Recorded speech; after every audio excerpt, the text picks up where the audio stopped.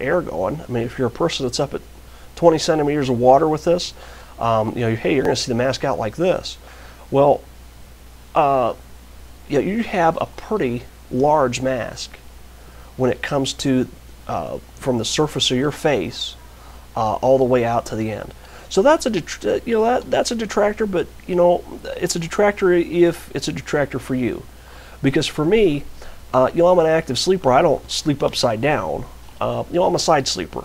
So as long as it gets out here, that's fine by me. It's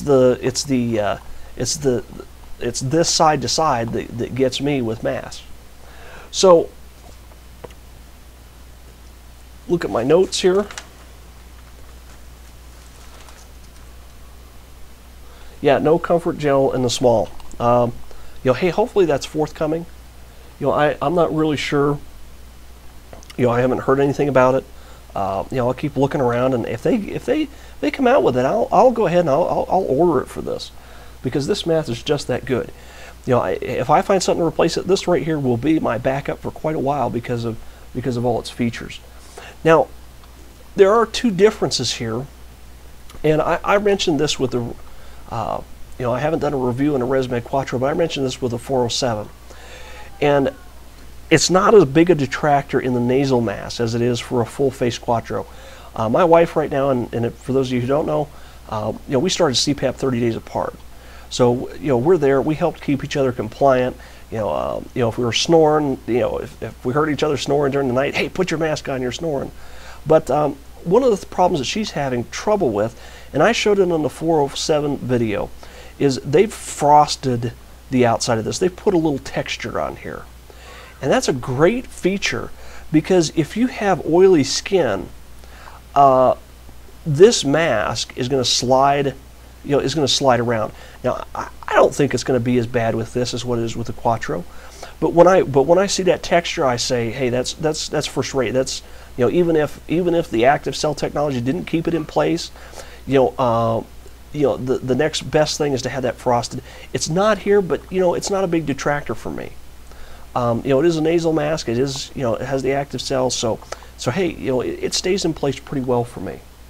Now, who is this, going to be best for? The people who are going to buy this mask are people who, if you watch, go to ResMed's site, and they have a very excellent video on this mask, and they do a good job of talking about its strengths and who this mask is for.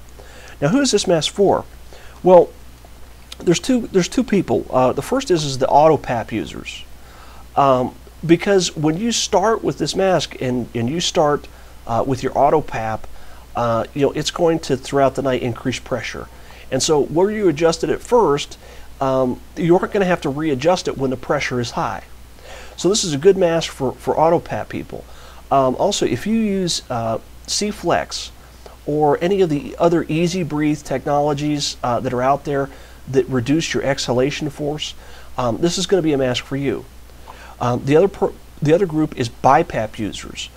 Because of the added pressure in inhalation and the pressure relief in exhalation, doing more than what a C-Flex or an easy breathe would do on the ResMed and Respironics machines. If you have a BiPAP and you're and you're in and out and in and out, this is going to stay sealed for you. Now, there's one bad part to that, and this is something that gets me, because it could introduce motion into your mask. In other words, you're breathing in, breathing out. BiPAP users breathing in, breathing out.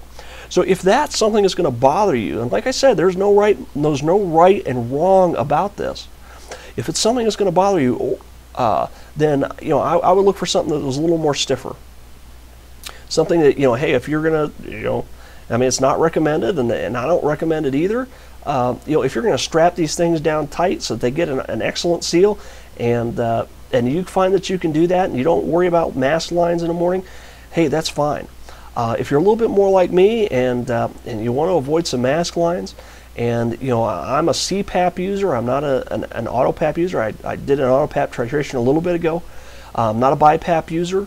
Not a servo ventilator guy, an SV machine. But these, but this technology here, I mean, there's good points and bad points. Hey, it keeps the seal. Bad point is hey, if your spread on your BiPAP is 5 cm, you're going to be in and out, in and out. So I mean, those are some things to consider when you look at this mask. Now, I do have one more thing to add to my gripe, and it just doesn't make it perfect. Like I said, 90% is enough for this, but I want to show you this just in case this bothers you. On the Quattro, and let me get the Quattro here again. On the Quattro and on the previous Activa mask, the non-LT one, you had a clip here. And like I said, this one, the Activa LT, has a clip, but these were pinch. So you'd pinch them, and then it would click in, side to side. Now I like this. I actually got used to it. A little bit more difficult than that are these clips, because what they actually have is a button here. Like I said, I mean, 90% is good enough for a mask. Now, you have 90%, you have an excellent mask for you. For me, this could have been a better clip. This could have been a pinch clip, and I don't know why they got rid of that. I mean, there was probably some reason. Maybe they researched it, but for me,